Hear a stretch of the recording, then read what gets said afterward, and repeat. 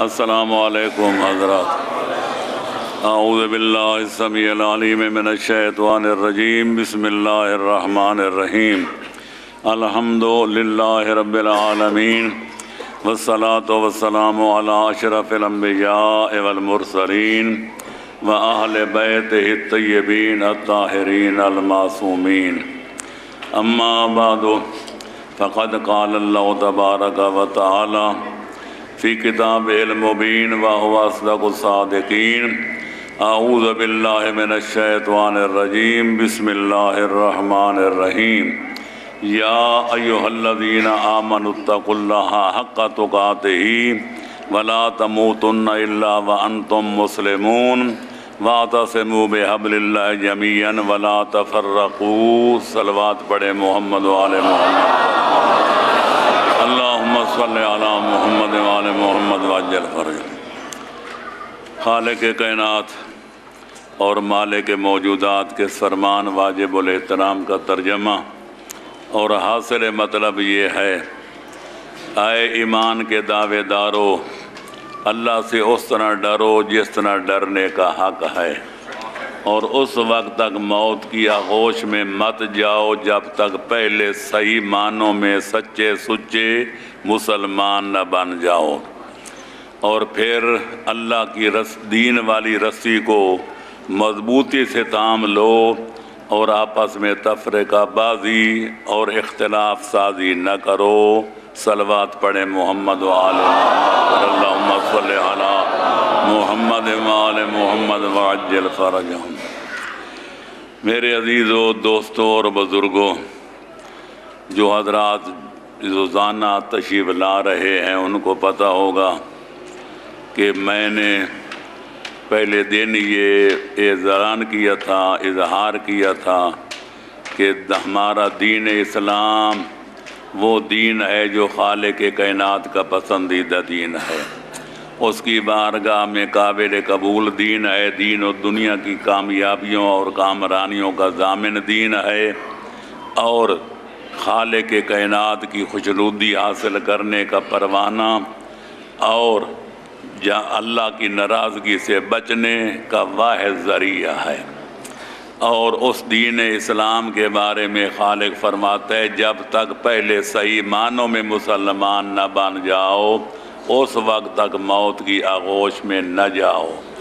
اب دیکھنا یہ ہے کہ جب ایک اسلام کے 73 بن چکے ہیں تو حقیقی اسلام کیا ہے اور حقیقی تفسیر اسلام کیا ہے، تعبیر اسلام کیا ہے۔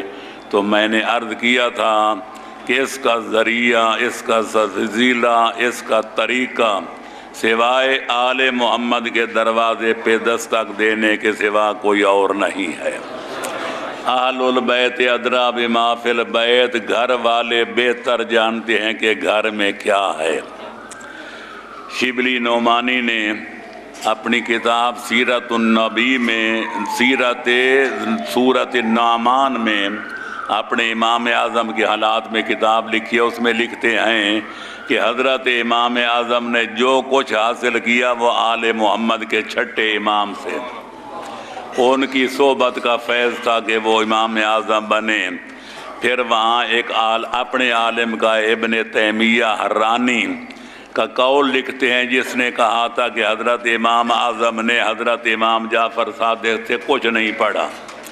وہ کہتے کہ یہ ابن تیمیہ کی خیرہ چشمی ہے، کوتاہ اندیشی ہے جو انکار کر رہے ہیں، ورنہ امام اعظم لاکھ مجتہد ہوں اور لاکھ فقیہ، ان کو علم و فضل و کمال میں کیا نسبت ہے حضرت امام جعفر صادق علیہ السلام کے ساتھ؟ کیونکہ علم تفسیر ہو یا علم حدیث، علم فقہ ہو یا باقی دوسرے اسلامی علوم، یہ آل محمد کے گھر سے نکلے ہیں۔ وَأَهْلُ الْبَيْتِ أَدْرَىٰ بِمَا فِي الْبَيْتِ، اور گھر والے بہتر جانتے ہیں کہ گھر کے اندر کیا ہے۔ یہ علامہ شبلی نعمانی کی شہادت ہے، جو نعمانی النسل بھی ہیں تو نعمانی المسلک بھی ہیں، لہذا یہ ماننا پڑتا ہے کہ گھر کا بچہ بھی ہو دوسرے عالموں سے بھی وہ زیادہ بہتر جانتا ہے کہ گھر کے اندر کیا ہے۔ چہ جائے کہ گھر والے بھی ہوں تو پھر عالم الامت بھی ہوں۔ پیغمبر اکرم نے ارشاد فرمایا تھا، جیسا کہ ابن عبد البر نے اپنی کتاب الاستیاب فی سیرت الاصحاب میں لکھا ہے کہ پیغمبر اکرم نے فرمایا، عالم امتی علی ابن ابی طالب، قیامت تک یہ نسلیں میری امت میں پیدا ہوں گی، آج کے دور سے لے کر قیامت تک جتنے لوگ پیدا ہوں گے اور جتنے موجود ہیں، سب سے بڑا عالم ہے تو حیدر کرار ہے، کوئی ان کے برابر نہیں ہے۔ لہذا ہم نے حیدر کرار ان کی اطرت اطہار سے پوچھا کہ مسلمان بن کر جینے مرنے کا طریقہ کیا ہے، کہ اسلام کی اصل حقیقت کیا ہے؟ انہوں نے فرمایا کہ اسلام 5 چیزوں کے مجموعے کا دوسرا نام ہے۔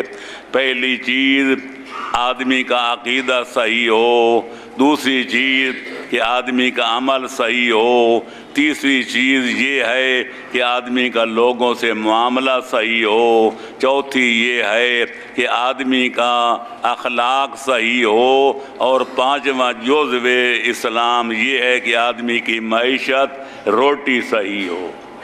یہ 5 چیزیں اگر اکٹھی ہو جائیں تو اسلام کا ڈھانچہ مکمل ہو جاتا ہے۔ الحمدللہ سابقہ مجالس میں یہ 5 چیزیں مفصل طور پر بیان ہو چکی ہیں۔ جو پہلے دن سے حاضر ہو رہے ہیں ان کو یاد ہوگا کہ اسلام کے یہ پورے ارکان 5 5 ارکان پر قرآن اور آل محمد کے فرمان کی روشنی میں مکمل تبصرہ کیا جا چکا ہے۔ آج میں چاہوں گا اس آخری مجلس میں، اس عشرہ کی آخری مجلس میں، آج وہ تیسرا حکم جس کے بارے میں خدا فرماتے اللہ کے دین کی رسی کو مضبوطی سے پکڑو، کچھ اتفاق اور اتحاد کے بارے میں گفتگو ہو جائے، اور جس برے کام سے خالق نے خصوصی طور پر اہل ایمان کو روکا ہے کہ اپنے اندر انتشار پیدا نہ کرو، خلفشار پیدا نہ کرو، اختلاف سازی اور فرقہ بازی کی کوئی مذمت بھی ہو جائے، اس کے نقصانات پر کوئی گفتگو بھی ہو جائے۔ صلوات پڑھیں محمد و آل محمد پر، اللہم صلی علی محمد و آل محمد۔ تو عزیزان گرامی اور بزرگان قوم، میں نے جہاں تک تاریخ عالم کا مطالعہ کیا ہے کہ قومیں بنتی کس طرح ہے اور قومیں بگڑتی کس طرح ہیں، قوموں کو عروج کا راز کس میں ہے اور قوموں کے زوال کا سبب کیا ہے، اس پر بڑی بڑی کتابیں لکھی گئیں، انگلش میں، عربی میں، فارسی میں، اردو میں، تمام زبانوں میں امت کے زوال اور امت کے عروج پر گفتگو کی ہے۔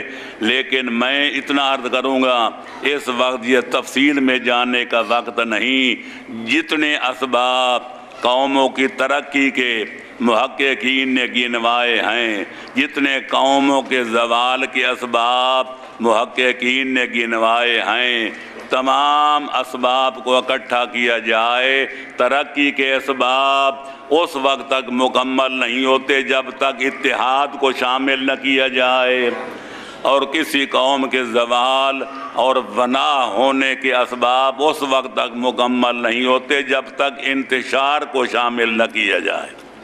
مطلب یہ ہے کوئی قوم اس وقت تک ترقی نہیں کر سکتی جب تک اس کی صفوں میں اتحاد نہ ہو، افکار میں ہم رنگی نہ ہو اور اپنے کردار میں یک رنگی نہ ہو۔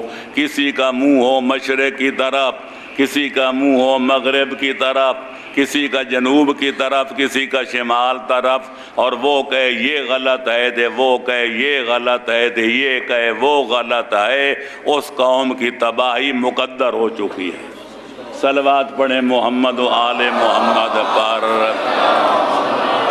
اس لیے خالق اکبر نے فرمایا کہ اللہ کے دین والی رسی کو مضبوطی سے پکڑو، جو خدا فرماتے دین بنانے والا خدا ہے، دین پہنچانے والے کا نام مصطفیٰ ہے، دین پھیلانے والوں اور بچانے والوں کا نام ائمہ ہدا ہے۔ آپ ان کی یک رنگی کو دیکھیں، جو کوئی خالق کائنات فرماتا ہے، اللہ نے خود شہادت دی ہے کہ مصطفیٰ بھی وہی فرماتا ہے۔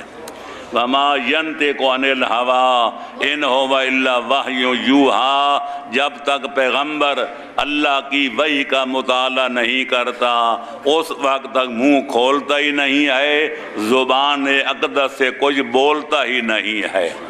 تو لہذا جو اللہ فرماتا ہے وہی پیغمبر فرماتے ہیں، اور جو اللہ چاہتا ہے وہی آل محمد چاہتے ہیں۔ سورہ دہر کو پڑھیں، جو آل محمد کا خالق اکبر کا لکھا ہوا قصیدہ ہے، فرماتا ہے وَمَا تَشَاءُونَ إِلَّا أَن يَشَاءَ اللَّهُ، او میرے اہل بیت نبوت، آپ کے دلوں میں اس وقت تک کوئی ارادہ ہی پیدا نہیں ہوتا جب تک آپ پہلے اللہ کی مشیت کا مطالعہ نہیں کرتے۔ تو پیغمبر کا بولنا اللہ کی وحی کے تابع نظر آتا ہے، اور آل محمد کا ارادہ کرنا مشیت پروردگار کے عین مطابق نظر آتا ہے۔ لہذا معلوم ہوا ایسا اتفاق ہے، یہ نہیں کہ خدا قرآن میں کچھ اور فرمائے کہ نبی کچھ اور فرمائیں، علی اور اولاد علی کچھ اور فرمائیں، بلکہ سب کا قول و فعل ایک ہے۔ اس سے پتہ چلا کہ اتحاد میں برکت ہے، اتفاق میں برکت ہے، اتحاد میں عزت ہے، اتفاق میں برکت ہے۔ وہ قومیں جن کی صفوں میں اتحاد ہوتا ہے ان کو ترقی کرنے سے کائنات کی کوئی طاقت روک نہیں سکتی، اور جس قوم کی صفوں میں انتشار پیدا ہو جائے اس قوم کو برباد ہونے سے کوئی قوت بچا نہیں سکتی۔ نعرہ تکبیر، اللہ اکبر، نعرہ رسالہ، یا رسول اللہ، نعرہ حیدری، یا علی، یہ امام زمانہ بلند تر اللہم صلی علی محمد وآل محمد۔ یہ بات کسی وضاحت کی محتاج نہیں۔ جس گھر میں میاں بیوی کی لڑائی شروع ہو جائے، صبح بھی لڑائی تے شام بھی لڑائی، وہ گھر دیر تک نہیں قائم رہ سکتا، یا میاں نہیں ہے یا بیوی نہیں ہے، آخر ان کے درمیان جدائی ہو جائے گی، بچے ان کی زندگی میں یتیم ہو جائیں گے۔ جس محلے میں باہمی جنگ و جدال شروع ہو جائے وہ محلہ برباد ہو جاتا ہے۔ جس شہر میں جنگ و جدال شروع ہو جائے وہ شہر تباہ ہو جاتا ہے۔ اور معاف رکھنا، جس ملک میں خانہ جنگی شروع ہو جائے غیروں کو پھر حملہ نہیں کرتا پڑتا، وہ آپس میں لڑ کے جھگڑ کے برباد ہو جاتے ہیں۔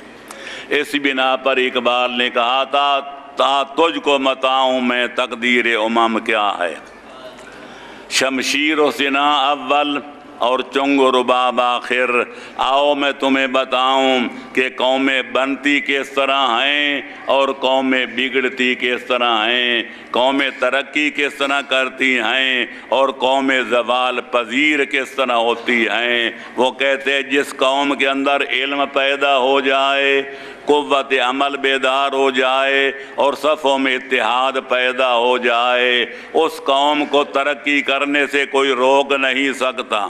اور جس قوم میں علم کی جگہ جہالت آ جائے، عمل کی جگہ بدعملی آ جائے، اتحاد کی جگہ انتشار و خلفشار آ جائے، ہزار کوئی چاہے لیکن اس قوم کو برباد ہونے سے کوئی بچا نہیں سکتا۔ تو لہٰذا اللہ کا ازل سے یہ قانون ہے اور اب تک یہی رہے گا۔ اللہ ہمارے حال پہ رحم کرے۔ آج ہم اس دور سے گزر رہے ہیں کہ وہ علماء کرام جنہیں لوگوں کو اسلام بتانا تھا، جنہوں نے لوگوں کی صفوں میں اتحاد پیدا فرمانا تھا، وہ جوتوں میں دال بانٹ رہے ہیں۔ جو اخبار پڑھتے ہیں وہ بھی جانتے ہوں گے، جو ریڈیو یا ٹی وی پہ خبریں دیکھتے ہیں یا پڑھتے ہیں وہ بھی آپ دیکھ رہے ہوں گے کہ آج کیا فتنے کھڑے ہیں۔ کوئی کہتا ہے کہ فلانا 40,000 آدمیوں کا قاتل شہید ہے، کوئی کہتے ہیں وہ شہید، اس کو کہنا شہادت کی توہین ہے، اور کوئی ملا کہتا ہے اگر امریکہ کسی کتے کو بھی مارے گا معاذ اللہ میں اس کو بھی شہید کہوں گا۔ اس سے بڑھ کر شہادت کی کوئی توہین ہو سکتی ہے؟ الغرض کوئی پاکستان کی افواج کو جو اپنی جانوں کا نذرانہ پیش کر کے ملک کی صفوں کی حفاظت کر رہے ہیں، آپ کے جان و مال کی حفاظت کر رہے ہیں، کوئی کہتے ان کی موت شہادت نہیں ہے، وہ مر جائیں تو ان کو مسلمانوں کے قبرستان میں دفن کرنا ہی جائز نہیں ہے۔ اس سے بڑھ کر بھی ملک و ملت کے ساتھ غداری ہو سکتی ہے؟ یہی کام رہ گیا ہے۔ لہذا علماء کرام کا کام یہ تھا، ہماری حالت اللہ معاف کرے وہی ہے جو بغداد پر جب ہلاکو خان نے حملہ کیا تھا تو علماء کرام ان بحثوں میں الجھے ہوئے تھے کہ جب اللہ نے حضرت عیسیٰ کو آسمانوں پہ اٹھایا انہیں خمیری روٹی کھائی تھی یا فطیری روٹی کھائی تھی؟ کوئی کہتا یہ غلط ہے، کوئی کہتا وہ غلط ہے۔ پھر حضرت موسیٰ کے بارے میں جب کوہ طور پر بہے ان کے کپڑوں کا رنگ چٹا تھا یا نیلا پیلا تھا، ان بحثوں میں الجھے ہوئے تھا، جو کہتے یہ کہتے وہ کافر، وہ کہتا جو یہ کہتے وہ کافر۔ اللہ کے بندو، حضرت عیسیٰ نے جو روٹی بھی کھائی تھی خمیری تھی یا فطیری تھی، اس کا آپ کے اسلام سے کیا تعلق ہے؟ حضرت موسیٰ جب کوہ طور پہ گئے تھے تو جوتیاں کس چمڑے کی تھیں، تے کپڑے کس رنگ کے تھے، تے ان کا عصا کس لکڑی کا بنا ہوا تھا، ان چیزوں کا دین و مذہب سے تعلق کیا ہے؟ یہی بات ہے، ان اللہ اذا شاء بقوم سردن شغلهم بالجدل واذا اراد اللہ بقوم خیرا شغلهم بالاسلام وبالدین۔ جب کسی قوم کے برے دن آ جائیں وہ فضول باتوں میں پڑ کر اپنی توانائیاں برباد کرتے ہیں، اور جب کسی قوم کے اچھے دن آ جائیں تو وہ فضول باتوں کو چھوڑ کر کام کی باتوں میں مصروف نظر آتے ہیں۔ اللہ اکبر، یا رسول اللہ، یا علی، اللہم صلی علی محمد وآل محمد۔ یا پھر علماء کرام جن کے بارے میں پیغمبر اسلام نے فرمایا تھا العلماء ورثۃ الانبیاء، فرمایا کہ علماء انبیاء کے وارث ہیں۔ یا رسول اللہ، ہر بندے کا وارث اس کی اولاد ہوتی ہے، اولاد نہ ہو تو باقی رشتہ دار ہوتے ہیں۔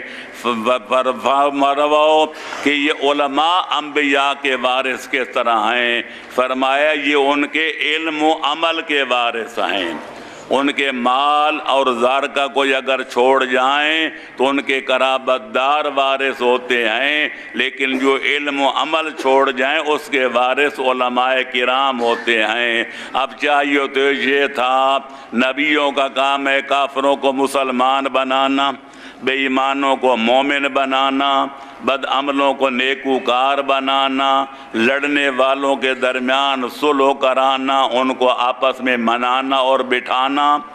لیکن افسوس سے کہنا پڑتا ہے کہ وراثت انبیاء کے وارثوں نے آج مسلمانوں کو کافر بنانا شروع کر رکھا ہے، مومنوں کو بے ایمان بنانے کا دھندا شروع کر رکھا ہے، لوگوں کے نکاح کرانے کی بجائے نکاح توڑوانے کا شغل اختیار کر رکھا ہے، اور لڑنے والوں کو منانے کی بجائے منا تو سکتے نہیں، منے ہوئے بھائیوں کو لڑانے کا شغل اختیار فرما رکھا ہے، کیونکہ اس سے زیادہ آسان کام روٹی کمانے اور حلوہ کھانے کا کوئی اور نہیں ہے۔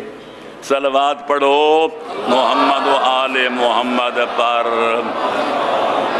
حالانکہ اقبال نے بالکل بجا کہا تھا کہ مذہب نہیں سکھاتا آپس میں بیر رکھنا۔ دین و مذہب، اقبال کا شعر ہے یا مولانا الطاف حالی کا، مذہب نہیں سکھاتا آپس میں بیر رکھنا۔ بارہا گفتموں بار دیگر می گویم، ہر بندے کی شکل الگ ہے، صورت الگ ہے، وضع الگ ہے، قطع الگ ہے، رنگ روپ الگ ہے، قد کاٹ الگ ہے۔ کبھی آدمی رنگ روپ پہ نہیں لڑتے، قد کاٹ پہ نہیں لڑتے، اگر لڑتے ہیں تو زن کے لیے، زمین کے لیے، یا پھر زر کے لیے، یا چودراہٹ کے لیے۔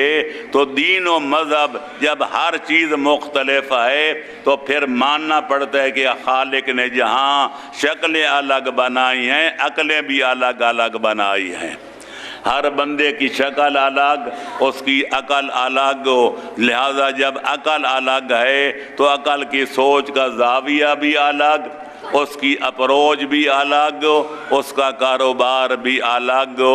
لہذا ایک بندہ کہتا ہے میری نظر میں فلانا مذہب صحیح ہے، دوسرا کہتا ہے میری نگاہ میں فلانا مسلک صحیح ہے، تیسرا کہتا ہے نہیں میری عقل کے مطابق فلانا مکتبہ فکر جو ہے وہ صحیح ہے۔ لہذا ہر بندے کو خالق اکبر اختیار دیتا ہے، جس کو چاہے وہ مسلک اختیار کرے۔ لا اکراہ دین، دین میں کوئی جبر و تشدد نہیں ہے۔ کسی مسلک والے کو ڈنڈا ہاتھ میں لے کر یا تلوار برندہ ہاتھ میں لے کر اور ڈنڈا چلا کر یا تلواروں کے وار کر کے اس کو مذہب اپنا تسلیم تبدیل کرنے پر اور اپنا دین و مذہب اختیار کرنے پر مجبور کرنے کا شریعت نے کوئی حق نہیں دیا ہے۔ تو لہذا لڑائی کا کیا مطلب، مار کٹائی کا کیا مطلب، تنازع کھڑے کرنے کا کیا مقصد، انتشار پھیلانے کا کیا مقصد، کسی کو کافر کہہ کر چڑھانے کا کیا مقصد، کسی کو ملحد کہہ کر اس کی دل آزاری کرنے کا کیا مقصد۔ ہوس نے ٹکڑے ٹکڑے کر دیا ہے نوع انسان کو، یہ سب ہوس اقتدار ہے، ہوس زر ہے، ہوس طعام ہے، ہوس خوراک ہے، ہوس پوشاک ہے، ہوس مکان ہے، ہوس سواری ہے۔ ہر بندہ چاہتا ہے کسی طرح روٹی کمائے، لہذا کوئی ہل چلاتا ہے، کوئی دکانداری کرتا ہے، کوئی کلر کی کر کے قلم گھسا کے روٹی کماتا ہے، کوئی ٹوکری اٹھاتا ہے، کوئی روڑی کوٹتا ہے۔ مولانا صاحبان نے سب سے آسان شغل اختیار کر رکھا ہے کہ مسلمانوں کو کافر بناؤ، تے مومنوں کو بے ایمان بناؤ، تے بھائیوں کو لڑاؤ، تے روٹی کھاؤ۔ اللہ ہمارے حال پہ رہیں، فرمائے صلوات پڑھیں محمد و آل محمد۔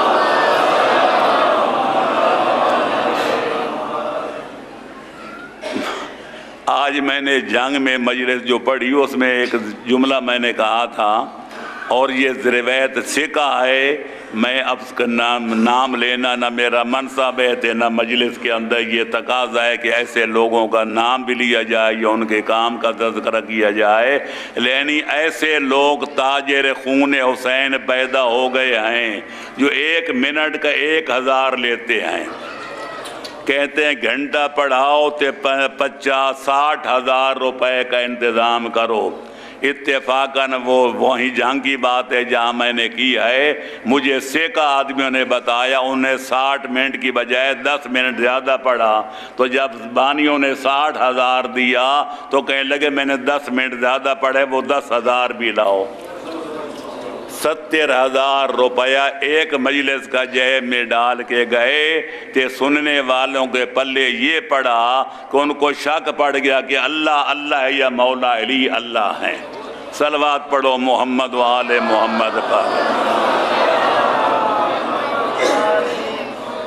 دین فروشی کی بھی کوئی حد ہوتی ہے، ہماری حالت یہ ہے، لیکن میں معاف رکھنا صرف اس سودا کرنے والے کو مجرم نہیں سمجھتا، صرف اس کو تاجر خون حسین نہیں سمجھتا جو بانی مکا کرتے ہیں، جو ایسے لوگوں سے چکا کرتے ہیں، وہ برابر کے شریک جرم ہیں، کوئی ایک آدمی مجرم نہیں ہے۔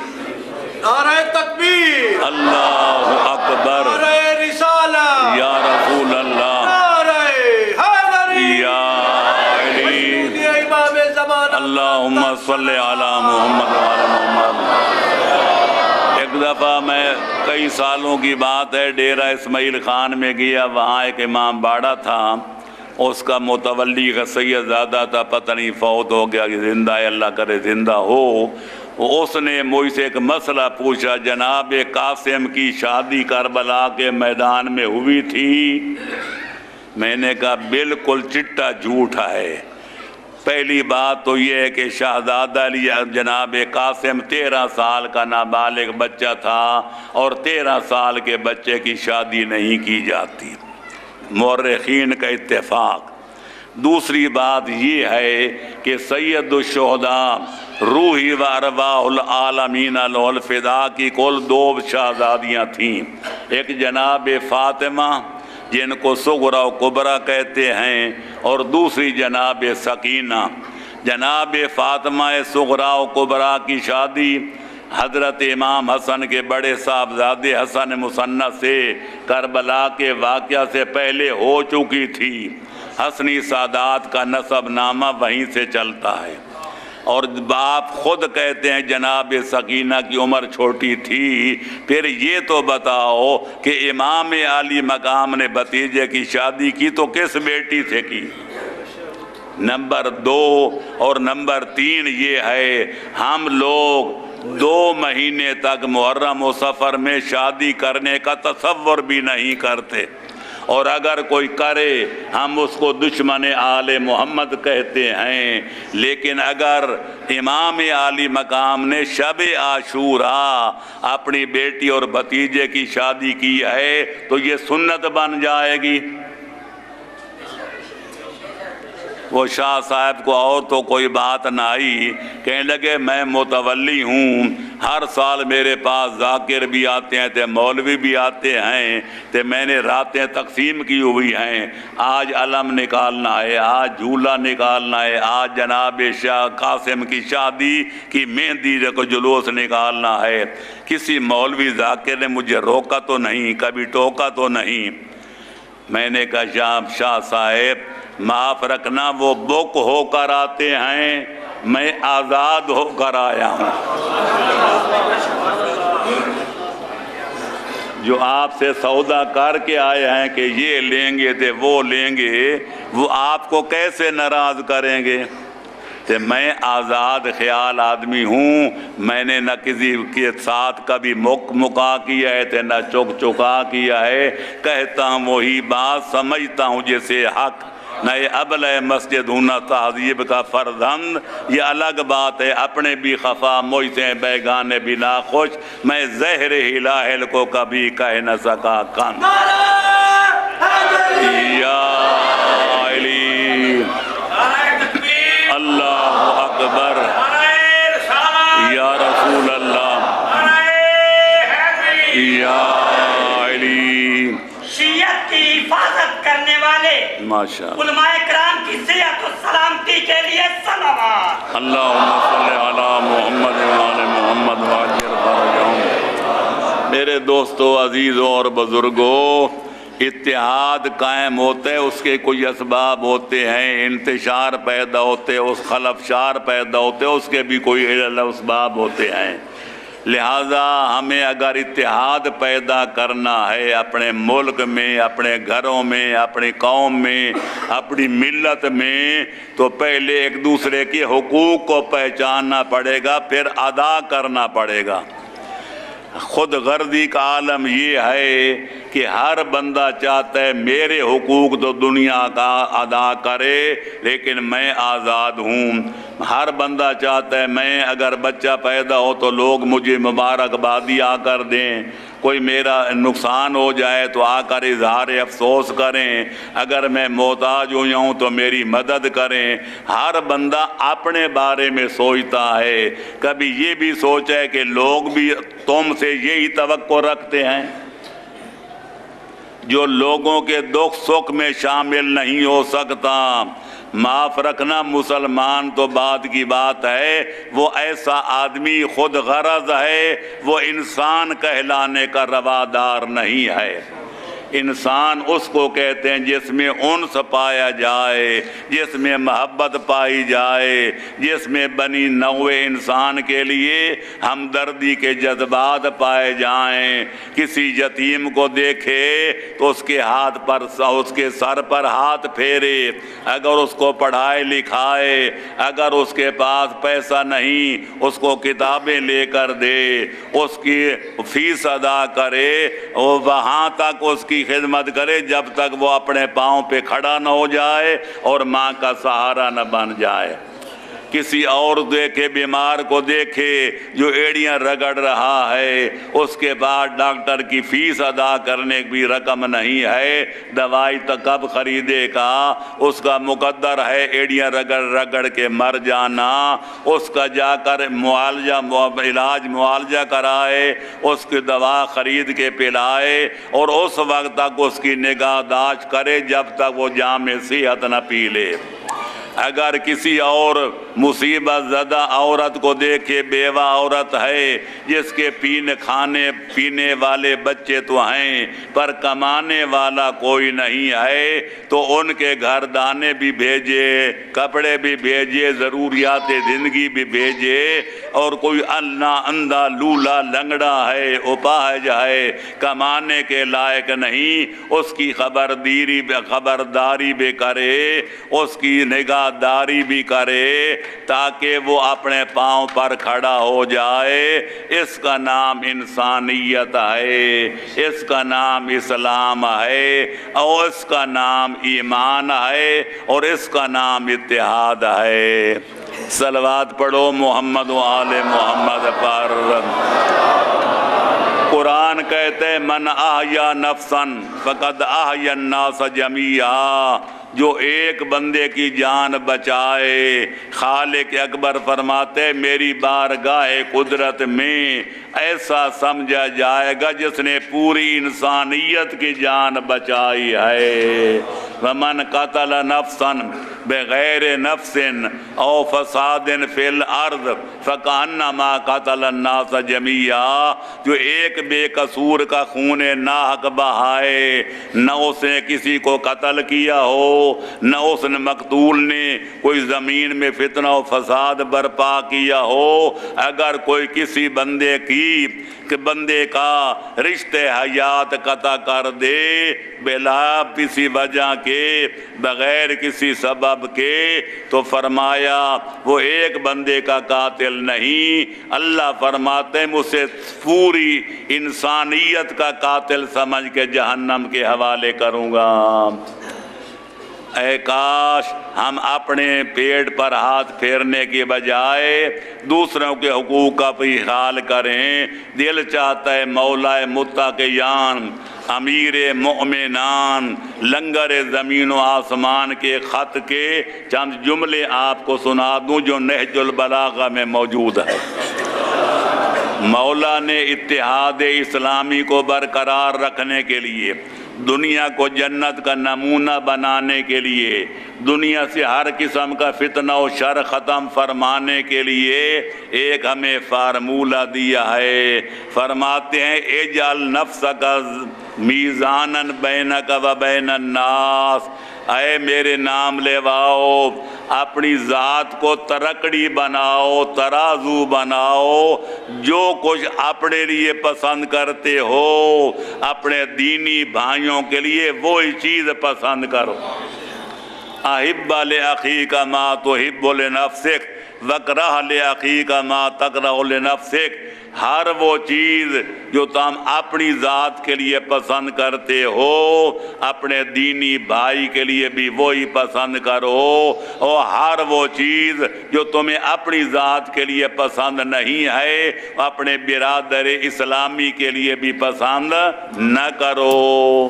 مثال کے طور پر اگر تم چاہتے ہو کہ جہاں سے گزرو تمہیں لوگ سلام کریں تو تم بھی لوگوں کو سلام کرو۔ اگر تمہاری خواہش ہے کہ لوگ تمہارا گلہ نہ کریں تو تم لوگوں کا گلہ نہ کرو۔ اگر تم چاہتے ہو کہ لوگ تمہارا احترام کریں تو تم بھی لوگوں کا احترام کرنا سیکھو۔ اگر تم چاہتے ہو تمہاری عزت و ناموس کی طرف کوئی بری نگاہ اٹھا کے نہ دیکھے تو تم بھی لوگوں کی عزت و ناموس کی طرف بری نگاہ اٹھا کے نہ دیکھو۔ جاگ رہے ہو؟ مولا نے کیا جملہ فرمایا؟ اپنی ذات کو ترازو بنا لو۔ جو کچھ علم نفسیات کا اس سے بڑا قاعدہ کیا ہوگا؟ جو کچھ اپنی ذات کے لیے پسند کرتے ہو دوسروں کے لیے بھی وہی پسند کرو۔ جو چیز اپنی ذات کے لیے پسند نہیں کرتے اپنے ایمانی اور دینی بھائیوں کے لیے وہ پسند نہ کرو، پھر دیکھو دنیا جنت کا نمونہ بنتی ہے یا نہیں، دنیا میں محبت عام ہوتی ہے یا نہیں، نفرتیں ختم ہوتی ہیں کہ نہیں، اور لڑائیاں بڑائیاں ختم ہوتی ہیں کہ نہیں۔ لیکن جب تک ہم اپنے پیٹ پہ ہاتھ پھیرتے رہیں گے لوگ ہمارے ساتھ یہ کرے، جس طرح مشہور ہے ایک آدمی نے اپنے دوست سے کہا تھا کہ میں تمہارے ہاں آؤں گا تو مجھے کیا کھلاؤ گے؟ پھر اپنا ذکر، اور تم جب میرے گھر آؤ گے تو میرے لیے تحفہ کیا لاؤ گے؟ صلوات پڑھو محمد و آل محمد پر۔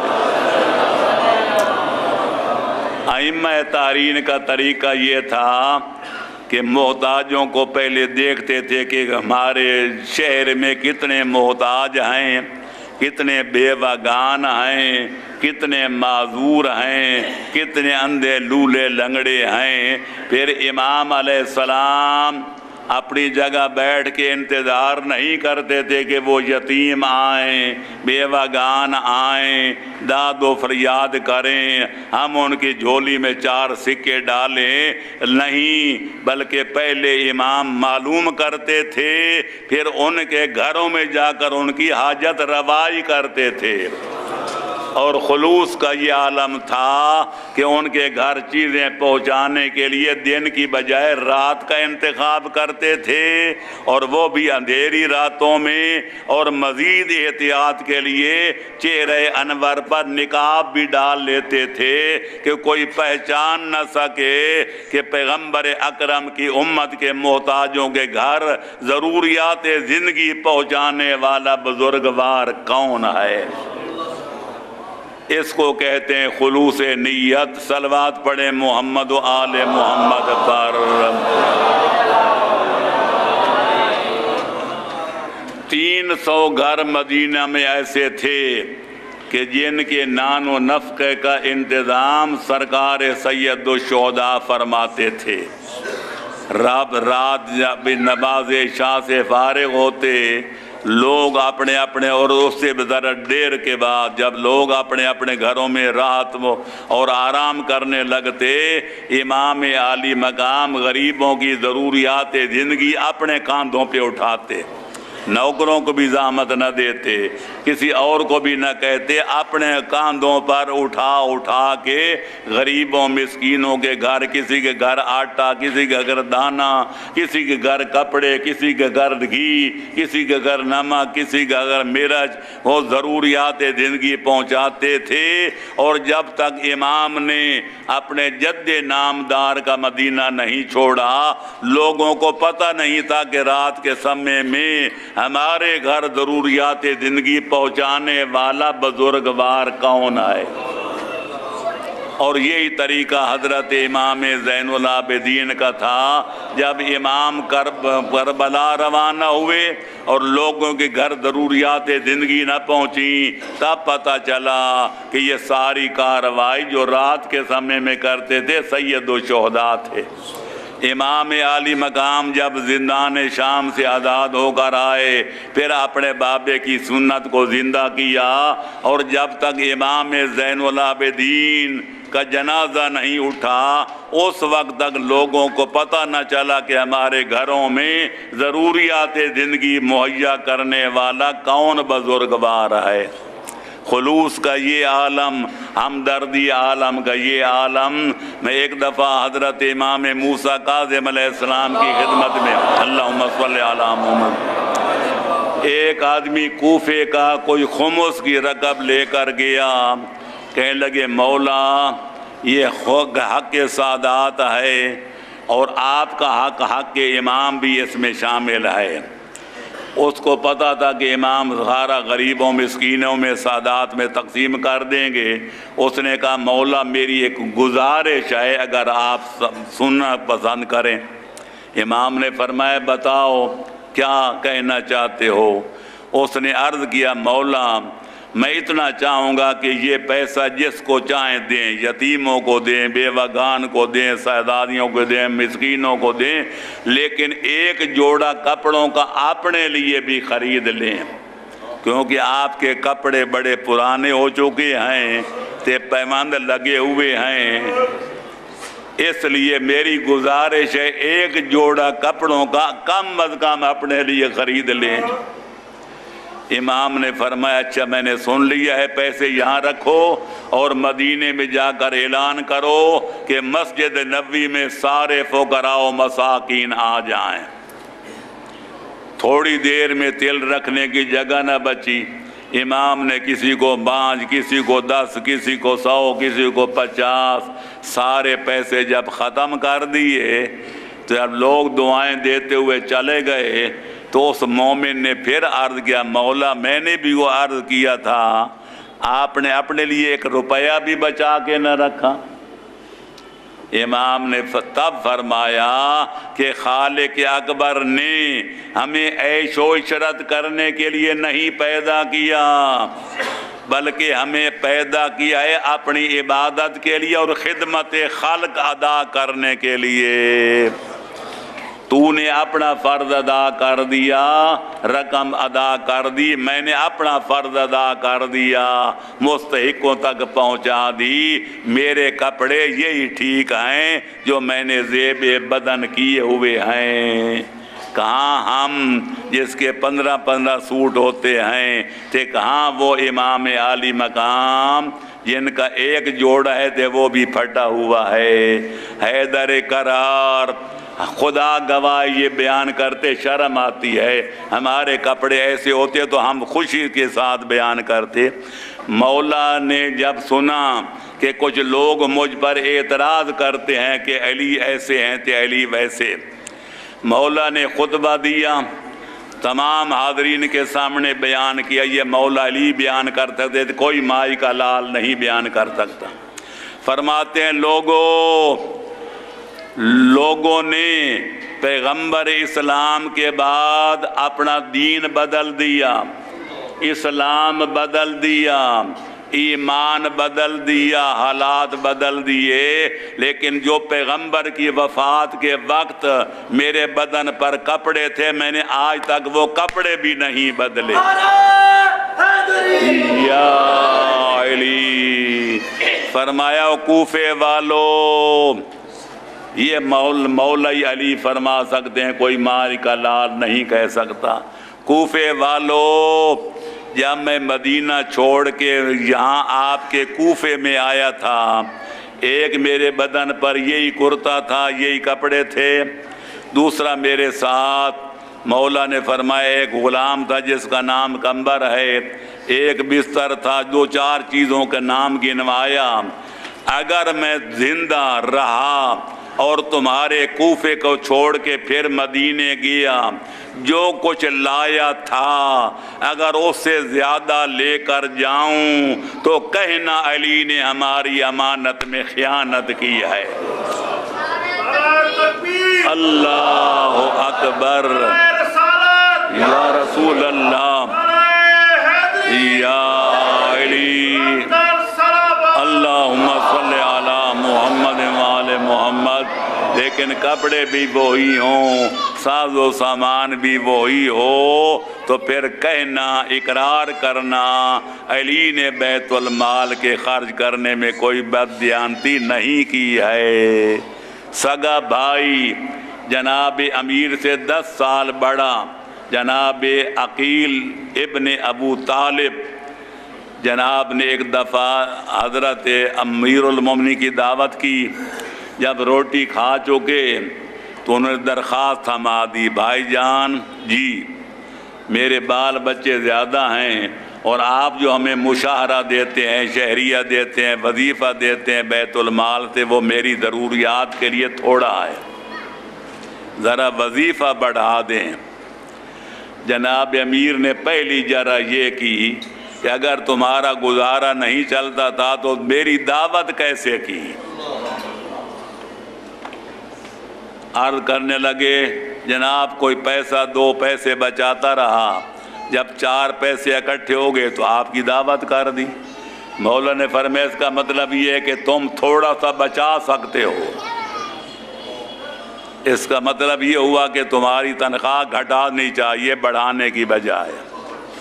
جناب عقیل نے کہا یک نہ شد دو شد، مفہوم یہ تھا کہ میں درخواست دے رہا ہوں کہ میری تنخواہ بڑھائی جائے، کہ آپ سوچ رہے ہیں کہ اور گھٹائی جائے؟ نہیں بھائی جان ضرور کچھ بڑھاؤ۔ جناب امیر نے انکار کیا، جناب عقیل نے بڑے بھائی ہونے کی وجہ سے اصرار کیا۔ جناب نے کمبر کو حکم دیا کمبر ذرا آگ جلاؤ۔ آگ جل گئی، روشن ہو گئی۔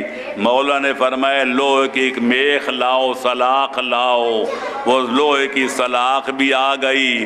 پھر جناب نے فرمایا اس کو گرم کرو، اس کو آگ میں تپاؤ۔ وہ تپ بھی گئی، لال پیلی ہو گئی۔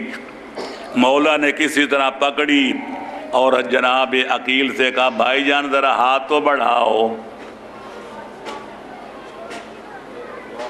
انہیں کہا کیا کرنا چاہتے ہیں؟ فرمایا میں تمہیں بتانا چاہتا ہوں آگ کا ذائقہ کیسا ہوتا ہے۔ بھائی جان اگر آپ تنخواہ نہیں بڑھاتے تو نہ بڑھائیں، مجھے جلاتے کیوں ہیں؟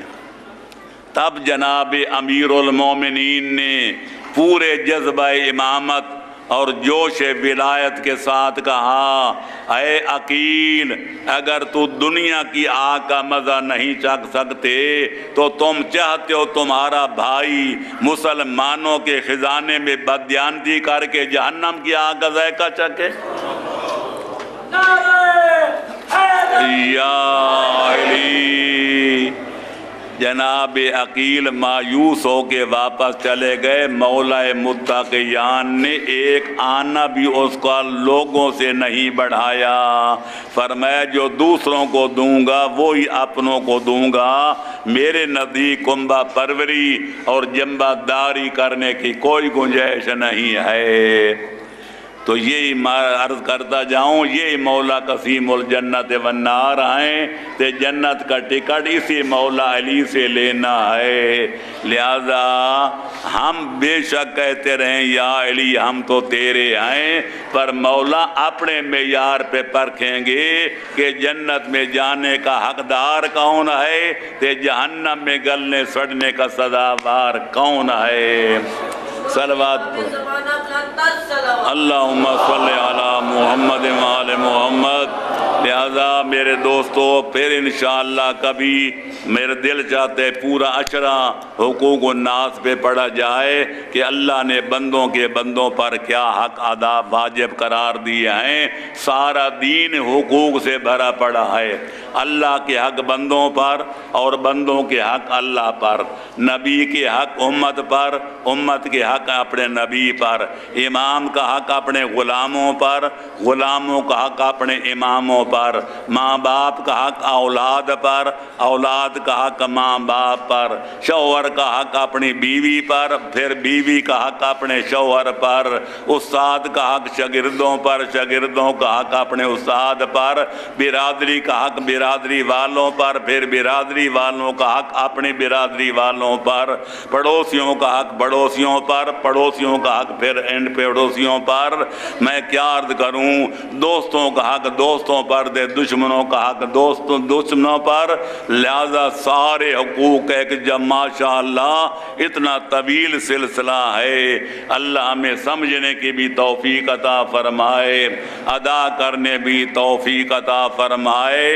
اتنا عرض کرتا جاؤں سارے چھوڑ کر کہ ماں باپ کا احترام، ماں باپ کا حق اپنی اولاد پر اتنا ہے کہ خالق فرماتے تیرے ماں باپ اگر تجھے ڈنڈے ماریں، لتر ماریں، گالیاں دیں، لا تقل لہما اف، جواب میں تم اف بھی نہ کرو، لتر کھاتے جاؤ، ڈنڈے کھاتے جاؤ، ان کی گالیاں سنتے جاؤ اور اوف بھی نہ کرو، یعنی اللہ آ بھی نہ کرو واہ بھی نہ کرو، بلکہ یوں کہو رب رحمہما کما ربیانی صغیرا، اے اللہ میرے ماں باپ مجھ پر زیادتی کر رہے ہیں، ان کی زیادتی پر نظر نہ کرنا، جو میرے بچپن میں انہوں نے مجھے پیار دیا ہے اس کو لے کر ان کو معاف کر دینا۔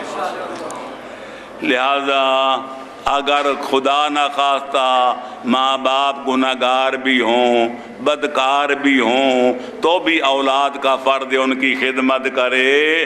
لہذا یہ نہ کہے نیک ہوں گے تو میں خدمت کروں گا، جو برے ہیں تو ان کو اپنی حالت پہ چھوڑوں گا۔ معصوم فرماتے ہیں ماں باپ کو اس قدر بھی زحمت نہ دو کہ تمہیں کہیں بیٹا کپڑا لا کر دو، بیٹا مجھے روٹی کھلاؤ یا مجھے پانی پلاؤ، خود معلوم کرو ماں باپ کی ضرورت کیا ہے، قبل اس کے کہ وہ مطالبہ کریں تم ان کی ضرورت کو پورا کر دو۔ ایک حدیث بیان کر کے ختم کروں گا۔ معصوم فرماتے ہیں صلوات پڑھیں محمد و آل محمد پر، اگر کوئی ماں باپ کا نافرمان ہو جائے، اس بندے پر ماں باپ ناراض ہو جائیں، یہ عابد بھی ہو، زاہد بھی ہو، عالم بھی ہو، عامل بھی ہو، جو کچھ ہو، فرماتے حدیث قدسی کا مضمون ہے یقال للعاق، جو ماں باپ کا راندہ بارگاہ ہوتا ہے اس سے کہا جاتا ہے اعمل ما شئت، او ماں باپ کو ناراض کرنے والا بیٹا یا بیٹی، جو چاہے عمل کر، جو دل چاہتا ہے نیکی کر، لیکن یاد رکھ جب تک تیرے ماں باپ تو پہ راضی نہیں ہیں میری وسیع و عریض جنت میں تیرے لیے کوئی مقام نہیں ہے۔ یا علی الجنت تحت امہات اقدام الامہات، جنت ماں کے قدموں کے نیچے ہے۔ ایک دفعہ میں ماں کے فضائل پڑھ رہا تھا، ایک بابے نے مجلس کے بعد مجھ پر آ کر شکوہ کیا، یا آپ نے مجلس میں ماؤں کے حقوق تو بہت بیان کیے لیکن بابے بیچارے کدھر گئے؟ میں نے کہا گھبراؤ نہیں، آپ کی بالادستی قائم ہے۔ کہنے لگے کیسے؟ میں نے کہا اولاد کے لیے ماں کے قدموں کے نیچے جنت ہے، یہی بیان کیا نا؟ کہنے لگے ہاں۔ میں نے کہا ماں کی جنت شوہر کے قدموں کے نیچے ہے۔ اگر شوہر ناراض ہو جائے، خواہ جو بھی وجہ ہو، تے رات شوہر کا منہ کدھر تے بیوی کا کدھر، اور تو آسمان کے رحمت والے فرشتے بھی عورت پہ لعنت بھیجتے ہیں جو شوہر کو ناراض کر کے سو جائے۔ لہذا شوہر کا بھی فرض ہے بیوی کے حقوق ادا کرے، تے بیوی کا بھی فرض ہے کہ اپنے شوہر کے حقوق ادا کرے، لیکن اگر موازنہ کیا جائے تو شوہر کے حقوق کا پلہ بھاری نظر آتا ہے۔ اس لیے عورت کا فرض ہے کہ اپنے شوہر کی خدمت کرے، اور اس کی جنت جو ہے وہ شوہر کے قدموں کے نیچے ہے۔ شوہر راضی ہے تو خدا اور رسول اور آل رسول بھی راضی ہیں، تے شوہر ناراض ہے تے بیوی روٹ کر ماں باپ کے گھر چلی جائے، اس کا کوئی عمل قبول نہیں ہوتا جب تک شوہر کو راضی نہ کرے۔ صلوات پڑھو محمد و آل محمد پر۔ بس میرے دوستو، عزیزو، بزرگو، اتنی پڑھائی کافی ہے۔